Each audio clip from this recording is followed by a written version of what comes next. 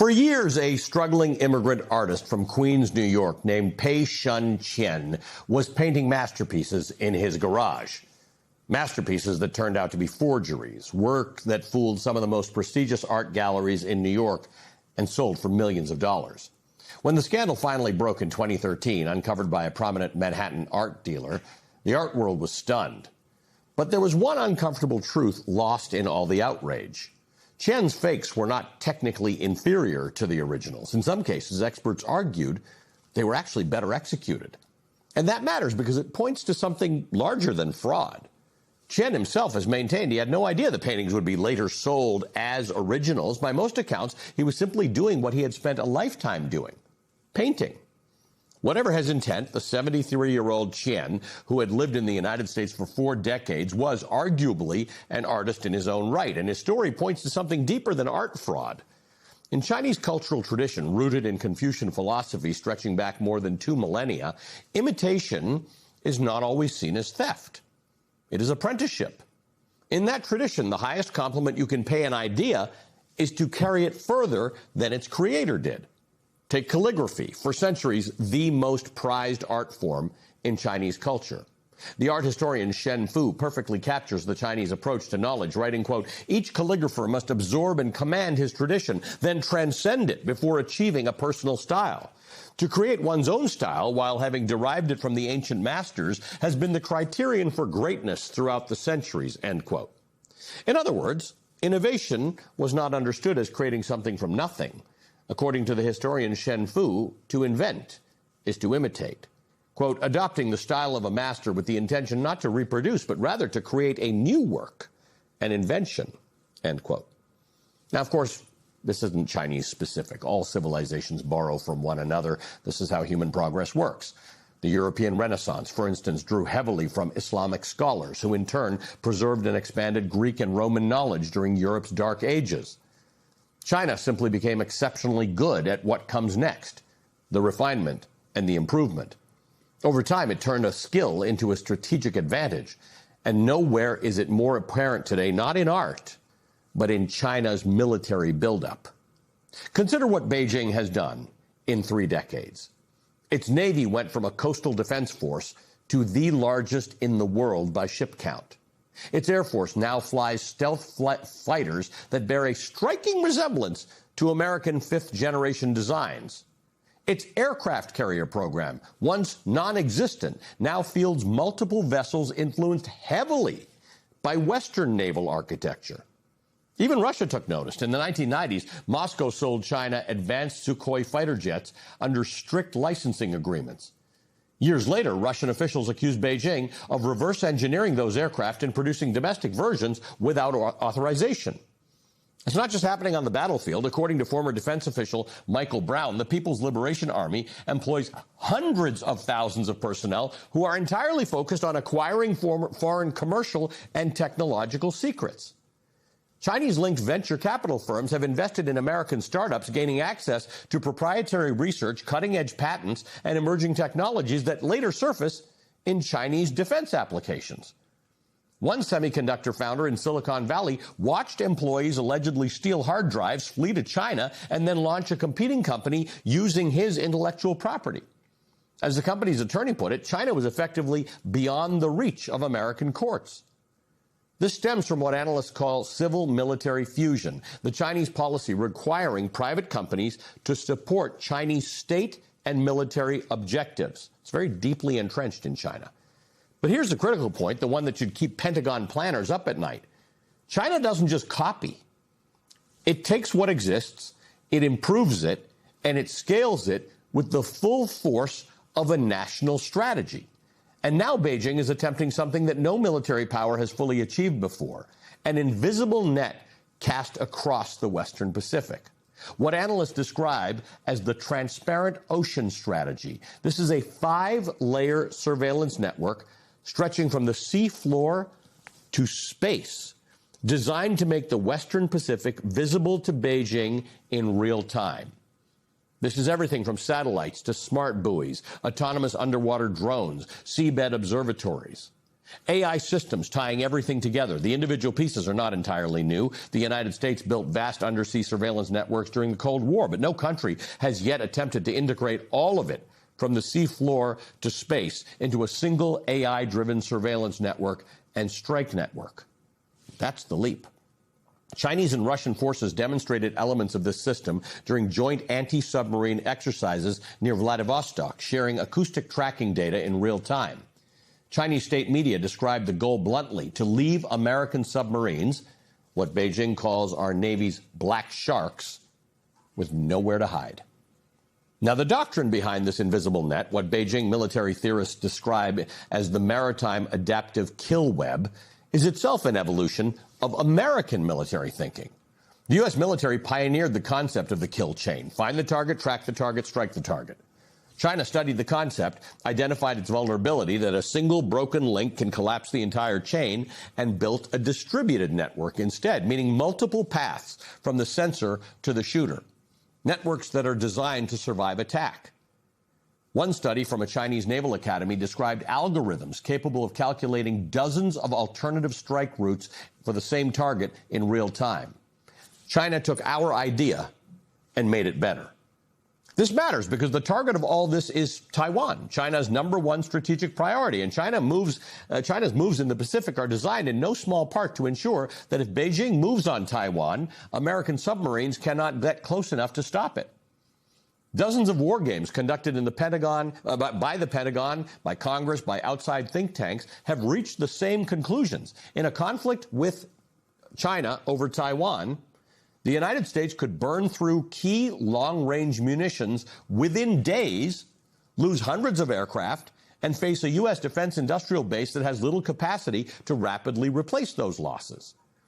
As retired Air Force Lieutenant General David Deptula put it, the 20 years post 9/11 really ought to be acknowledged as the era of the Great Distraction.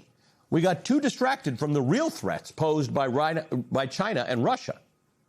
Those 2 decades were consumed by wars launched in the aftermath of September 11th, first in Afghanistan and then in Iraq. Wars that were driven by the need for retribution and by a fixation on controlling energy resources in the Middle East.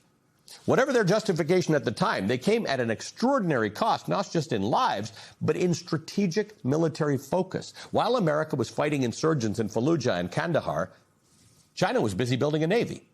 While America was spending nearly $14 trillion on the war on terror, Beijing was modernizing its Air Force, expanding its missile arsenal, quietly laying the groundwork for dominance in the Western Pacific. We were looking the wrong way, and now we're paying for it. China now accounts for roughly half of all global shipbuilding capacity. The United States accounts for less than 1%. America is currently producing just over 1 submarine a year. China's Navy has already surpassed the United States in total fleet size. Christian Brose, a former staff director of the Senate Armed Services Committee and the author of The Kill Chain, has been warning about this for years. Quote, we're in a window of maximum danger. We could throw $1 trillion a year at the defense budget now, and we're not going to get a meaningful increase in traditional military capabilities in the next 5 years. They cannot be produced, end quote. They cannot be produced. Brose argues that the United States needs to fundamentally rethink what military power looks like in the 21st century. Stop pouring money into legacy platforms, massive aircraft carriers, conventional warships that are increasingly vulnerable and painfully slow to replace, and instead scale autonomous systems aggressively: drone aircraft, unmanned surface vessels, underwater drones. But hardware is only part of the problem. The Pentagon's acquisition system, much of it built around the Cold War era, the procurement cycles, remain notoriously slow and poorly suited for the pace of modern technological competition.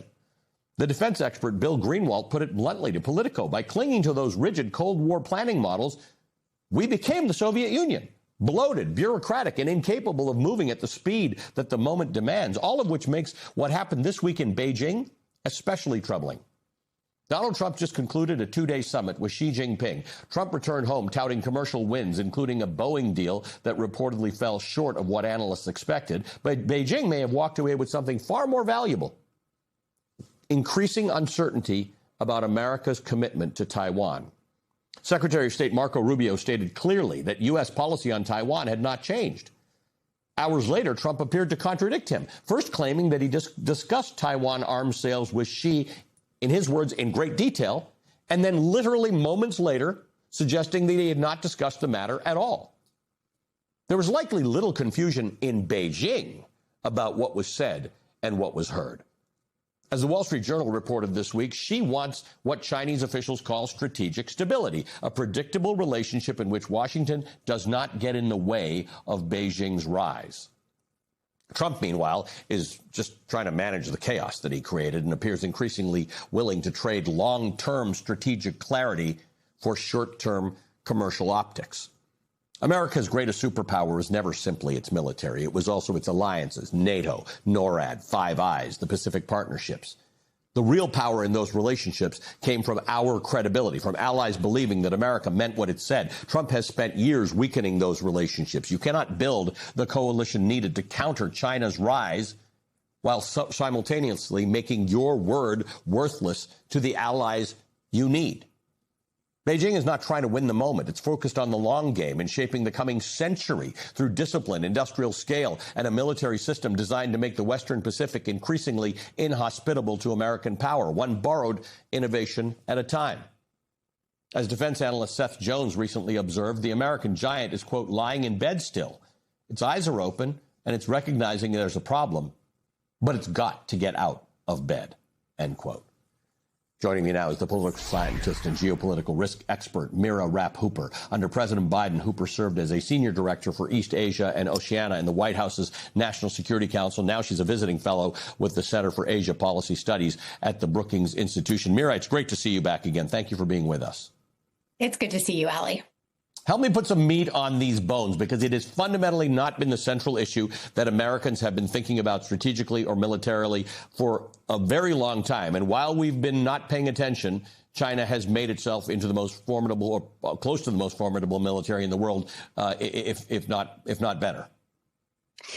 Ali, I think you put it exactly right in your detailed introduction to this topic here. China has been laser focused for decades on modernizing its military in unprecedented ways, with the goal of increasingly being able to dominate the seas and the skies of the Western Pacific. And make no mistake, exactly as you put it, the main target of all of these strategic efforts is Taiwan, because China has designs on trying to force unification between Taiwan and mainland China, and has since 1949, when the Chinese Civil War took place.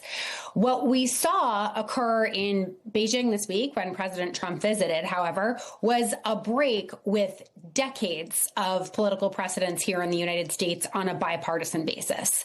While we have been worried about China's military modernization for a very long time and making efforts throughout the U.S. government to try to equip the U.S. military to be able to deter China and defend against it if it should attack an American ally or partner, beginning in Beijing and since he has left, President Trump has begun to signal very clearly that American policy towards Taiwan may be shifting.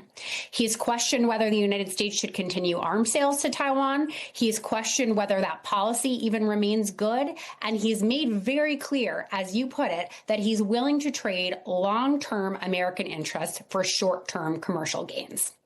He said, when referring to Taiwan, we don't know if we call it a country, and it's very far from here. But what was interesting is that this doesn't feel like a thought-out strategy, because Marco Rubio himself said, China says what it always says about Taiwan, and they know that our position hasn't changed. And then Donald Trump, on the plane back and on Fox News, went on and said, well, we don't know. We'll see. We're still thinking about this whole thing. That's a win for China. It may not be exactly what China wanted, a change in position for America, but the idea that Donald Trump has said after decades, we're thinking about it, is a win. Absolutely. And it's a win because it injects massive uncertainty into Taiwanese politics and demoralizes the Taiwan people, making it increasingly likely that they will feel like they can't stand strong against Chinese pressure. But even if President Trump is not taking on the Taiwan issue using a strategic framework, you can bet, Ali, that Xi Jinping certainly is. From an analyst perspective, it's actually been fairly clear that since President President Trump launched his Liberation Day tariffs last April, Xi Jinping has been using trade negotiations between the U.S. and China to try to pressure American officials to downgrade the U.S. defense relationship with Taiwan. He's placed pressure on us to downgrade defense dialogues, to hold up security assistance, and has multiple times suggested that we should cancel our arms sales. So just one day after President Trump leaves Beijing, to hear him suggest that the United States might indeed be considering canceling arms sales to Taiwan, existential aid on which it relies to defend itself against China, suggests that Xi Jinping may indeed have succeeded in persuading President Trump of his position. So people describe, I don't know if you ask 10 people on the street what they think China is in terms of its relationship to the United States. Some will say rival, some will say adversary, some will say competitor if you're in business. But unlike during the Cold War, where we didn't really trade with the countries behind the Iron Curtain, the relationship with China is substantially more complicated. We need our allies in order to put the necessary pressure on China as it relates to what they do economically and with our intellectual property. But we're isolating them. We're making Canada make deals with China that Canada didn't need to make, but they're worried about dealing with the United States, so they're diversifying. No doubt about that, Ali. And to your point, when you ask the American people what aspects of China's behavior in the world worries them, they point more than anything else to China's intellectual property theft, China's unfair trade practices, and China's stealing of American technology, exactly as you laid out. So while political leadership here in Washington, where I am, are very concerned about Taiwan policy and the need of the United States to keep its commitments, if we want to be able to push back on China in all those other spaces, to blunt its advantages on critical minerals, to stop its theft of intellectual property, and to stand up against its unfair trade practices, there is no pathway forward unless we're working with American allies. That means allies in Asia, but it always also means allies in Europe, where, of course, the president has not been winning many friends in recent months. And I would say that Europeans are less engaged than they have been in many years on issues related to China because the transatlantic relationship itself is in such dire straits. I was talking to Bobby Ghosh the other day, and he said rare earth minerals are China's Strait of Hormuz. Right. It's a thing we always knew they could use as a point of leverage against us, but hadn't really until we tested them. And then they did. And like the Strait of Hormuz, now America has to be in a position, as it relates to China's rare earths and other minerals, of pulling back on some of our demands to get what we need. That's exactly right, Ali. I would actually posit that the years 2025 to 2026 have really been defined by choke points. First, China demonstrating that it could cut off critical mineral supplies to the world after President Trump put his tariffs in place. And then after the United States engaged in another war of choice against Iran, Iran throttling off its control of the Strait of Hormuz.